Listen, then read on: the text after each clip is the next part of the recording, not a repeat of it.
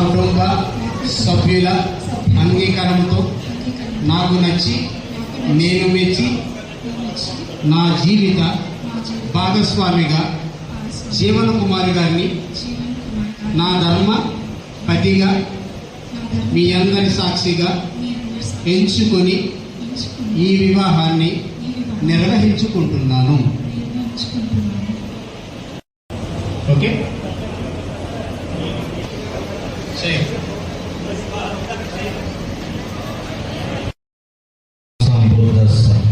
బుద్ధం శరణం గచ్ఛామి.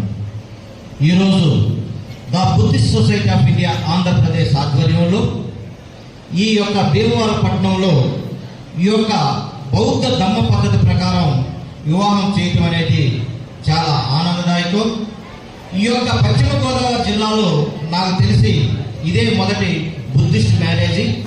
ఈ యొక్క బుద్ధిస్ట్ మ్యారేజ్ని చేయడానికి గల కారణం ఏంటంటే, తథాగత గౌతమ బుద్ధుల వారు ఈ యొక్క భూమి మీద ఉన్నటువంటి ప్రతి జీవి ఏ విధంగా ఉండాలి, కుటుంబ వ్యవస్థ ఏ విధంగా ఉండాలి, ఎటువంటి అపోహలు తావివ్వకుండా మంచి మార్గంలో వారి యొక్క జీవితాన్ని ఎలా ఫలింపజేసుకోవాలనే శాస్త్రీయమైనటువంటి పద్ధతిలో ఈ యొక్క వివాహ వ్యవస్థల గురించి ఆయన చెప్పాడు.